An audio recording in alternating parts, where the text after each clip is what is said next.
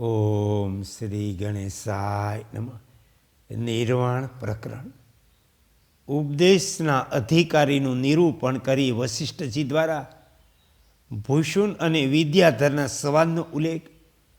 વિદ્યાધરે ઇન્દ્રિયોની વિષય લોલુપતાના કારણે પ્રાપ્ત થયેલા દુઃખોનું વર્ણન કરી પોતાના ઉદ્ધાર માટે પ્રાર્થના કરી. શ્રી વશિષ્ઠજી કહે, હે રઘુનંદન, જેમ સ્વચ્છ નિર્મળ વસ્તુ પર તેલનું એક ટીપું પણ પડી જાય તો પોતાનો પ્રભાવ નાખે, તે જ પ્રમાણે શુદ્ધ ચિત્તના પુરુષને આપેલો થોડોક ઉપદેશ તેના પર પોતાનો પ્રભાવ નાખે. પરંતુ જેમનું ચિત્ત અહમભાવના કારણે અશુદ્ધ છે તેમને આપવામાં આવેલો ઉપદેશ એ પ્રમાણે દ્રઢ થતો નથી, જેમ દર્પણમાં મોતી પેસી શકતો નથી. આ સંદર્ભમાં વિદ્વાનો આ એક પ્રાચીન ઇતિહાસનું ઉદાહરણ આપતા હોય છે, જે ઘણા સમય પહેલાં સુમેરુ પર્વત પર ભૂષણજીએ મને કહ્યું હતું. પ્રાચીન કાળની વાત છે. સુમેરુ પર્વતના શિખરની એક એકાંત ગુફામાં કોઈ વાર અધ્યાત્મ ચર્ચાના પ્રસંગે મેં ભૂષણજીને પૂછ્યું કે, હે ભૂષણજી, એ તો કહો કે કોણ એવો મૂઢ બુદ્ધિ આત્મજ્ઞાન દરેક ચિરંજીવી પુરુષ છે જેનું તમને સ્મરણ છે? એ પ્રિય શ્રીરામ, મારા આ પ્રમાણે પૂછવાથી ભૂષણજીએ આ પ્રમાણે ઉત્તર આપ્યો. ભૂષણજી બોલ્યા કે, હે મરશે, પૂર્વકાળમાં લોકાંતર પર્વતના શિખર પર એક વિદ્યાધર રહેતો. તેની ઇન્દ્રિયો તેના વશમાં નથી, તેનું તેને ભારે દુઃખ. તેથી તેનું શરીર ક્ષીણ થઈ ગયું. જોકે તેને આત્મતત્વનું જ્ઞાન નહોતું, તો પણ તે શ્રેષ્ઠ વિચારશીલ હતો. તેણે અનેક પ્રકારે તપ કર્યું, તેથી તેનું આયુષ્ય કદી ક્ષીણ થતું ન હતું. તેથી તે પહેલાં 4 કલ્પ સુધી જીવિત રહ્યો. ત્યાર પછી ચોથા કલ્પના અંતમાં તેના દીર્ઘ તપ યમ નિયમના પ્રભાવે તેનામાં વિવેકનો ઉદય થયો. તેણે વિચાર્યું કે વારંવાર જન્મ મૃત્યુ વૃદ્ધાવસ્થાની પ્રાપ્તિ ન થાય તેનો ઉપાય શું? આ સુધી સંસાર બંધનથી મુક્ત ન થવાના કારણે મને લાજ આવે. તેથી એવી કઈ વસ્તુ છે જે સદા નિર્વિકાર ભાવે સ્થિત છે? આ પ્રમાણે વિચારીને 5 પ્રાણ, 10 ઇન્દ્રિયો, મન, બુદ્ધિ અને સ્થૂળ શરીર, 18 અંગોવાળી પોતાની દેહ નગરીનો ચિરકાળ સુધી ધારણ કરવાથી ચિત્તમાં થોડો વૈરાગ્ય થતાં તે વિદ્યાધર કાંઈક પૂછવા માટે મારી પાસે આવ્યો. હવે તેને સંસારમાંથી કોઈ રસ મળતો નહોતો. મારી પાસે આવીને તેણે બહુ આદરપૂર્વક મને નમસ્કાર કર્યા, પ્રણામ કર્યા. ત્યાર પછી તેણે આવી ઉત્તમ વાત કહી. વિદ્યાધરે કહ્યું કે, હે ભૂષણજી, જે પરમ ઉદાર, દુઃખી, ક્ષય અને વૃદ્ધિ વિનાનું આદિ અંત રહિત છે, તે પાવન પદનો તમે મને તુરંત ઉપદેશ આપો. એ મળશે. આટલા સમય સુધી હું જડ જેવો બનીને મૌન નિદ્રામાં સૂતો હતો. હવે તીવ્ર વૈરાગ્યને કારણે અંતકરણ શુદ્ધ થઈ ગયું હોવાથી હું જાગી ગયો. મનની મોટી બીમારી રૂપી કામથી હું બહુ પીડિત, અજ્ઞાન અને દુર્વાસનાઓમાં પડી હું બહુ વ્યાકુળ. મારી ચેષ્ટાઓનો અંત થવો મુશ્કેલ. અહમભાવ રૂપે જે મોહ છે તેમાંથી તમે શીઘ્ર મારો ઉદ્ધાર કરો. પહેલાં હજારો વાર ભોગવી ચૂકેલા તુચ્છ વિષય ભોગવાના સુખ માટે જે ઇન્દ્રિયો દ્વારા સંપર્ક સ્થાપિત કરવામાં આવે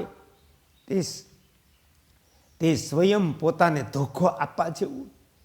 આવી વિટમણાઓથી વારંવાર ઠગાઈને મનુષ્ય ચિરકાળથી અત્યંત દુઃખી રહે.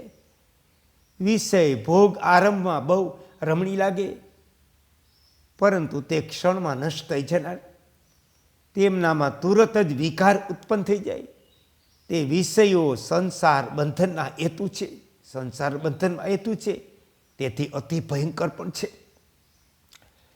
મારી આંખો સુંદર રૂપ જોવા માટે બહુ તત્પર અને સુંદર સ્ત્રીનું મુખ જોવા માટે લાલાયિત રહેતી હતી. બહાર અંદરના પ્રકાશની સહાયતાથી મનને દૂષિત કરવા માટે વિષયો સાથે સંબંધ સ્થાપિત કરીને આંખોએ મને ભારે દુઃખમાં ધકેલ્યો. સ્ત્રીના શરીરમાં જે વસ્ત્ર આભૂષણ વગેરે છે તે તેની શોભા વધારી રહ્યા. ખરેખર તો તે રક્ત માંસનો પિંડ છે. આ પ્રમાણેનો વિચાર ન કરતા માત્ર રૂપનું અનુસરણ કરવાથી આંખો અયોગ્ય વિષય તરફ દોડી છે. એ તાત આ ધ્રાણેન્દ્રિય આ સંસારમાં અનર્થની પ્રાપ્તિ માટે ચારેય બાજુ દોડી રહી. વાયુ વેગે દોડતા ઘોડાની જેમ આને હું રોકી શકતો નથી. મારી આ જીભ શાસ્ત્રોક્ત ભક્ષ્ય અભક્ષ્યનો વિચાર કર્યા વિના ચીરકાળથી નાના પ્રકારના રસોનું આસ્વાદન કરે. તેણે મને હાથીઓ શિયાળિયાઓથી ભરેલા દુઃખના પહાડો પર ચડાવી બહુ જ હેરાન કર્યો. જેમ ગ્રીષ્મ ઋતુમાં પ્રચંડ કિરણોવાળા સૂર્યના તાપને રોકવો અસંભવ, તે પ્રમાણે મારી ત્વચામાં જે બીજાના આલિંગનની લંપટતા આવી ગઈ તેને હું રોકી શકતો નથી. એ મુને જેમ નવું નવું ઘાસ ચરવાની ઈચ્છા હરણને માન સંકટમાં નાખે તે પ્રમાણે મારી આ શ્રવણ શક્તિઓ સુમધુર શબ્દોના રસ આસ્વાદનની અભિલાષાથી મને વિષમ સંકટમાં નાખે. વિનમ્ર સેવકોના મુખેથી નીકળેલી આનંદદાયક વિનયપૂર્ણ વાદ્ય ગીતના મધુર ધ્વનિથી મળતી સુંદર સુરાવલીનું મેં શ્રવણ કર્યું. રૂમઝૂમ અવાજ કરતા મણિઓના આભૂષણો જેમની શોભા વધારે એવી સુંદર સ્ત્રીઓ તથા જે પોતાની સુંદરતાની સંપદાથી બધાયના મનને અરી લે તેવી રાજ્ય લક્ષ્મીઓ, દિશાઓ, સમુદ્ર, પર્વતોની તળેટીઓનું મેં વારંવાર અવલોકન કર્યું.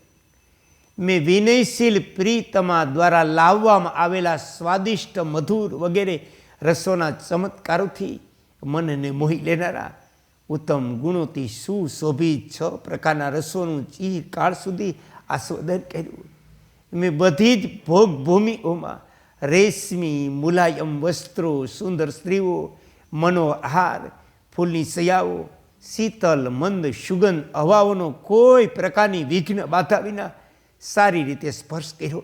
એ મુને ચંદન, અઘરુ વગેરે સુગંધિત વનસ્પતિઓ, અનેક જાતના પુષ્પો અને કપૂરના ઢગ, કસ્તુરી વગેરેના કારણે ઉત્પન્ન થતી સુગંધ જે મંદ વાયુ દ્વારા મારા નાક સુધી પહોંચતી હતી તેનો મેં દીર્ઘકાળ સુધી અનુભવ કર્યો. મેં શબ્દ આદિ વિષયોનું વારંવાર શ્રવણ, સ્પર્શ, દર્શન, રસાસ્વાદન, સુગંધ સેવન કર્યું. પરંતુ હવે તીવ્ર વૈરાગ્યના કારણે આ બધા વિષય મારા માટે રસહીન થઈ ગયા. તેથી તુરત જણાવો, હવે હું પુનઃ કઈ વસ્તુનું સેવન કરું? ચીરકાળ સુધી અકંટક રાજ્ય કર્યું, શત્રુઓની મોટી સેનાને ધૂળ ભેગી કરી. આ બધું કર્યા પછી હવે કઈ અપૂર્વ વાસ્તવિક વસ્તુ બાકી છે કે જેની પ્રાપ્તિ થઈ જાય? ઓમ શ્રી યોગ વશિષ્ઠાય.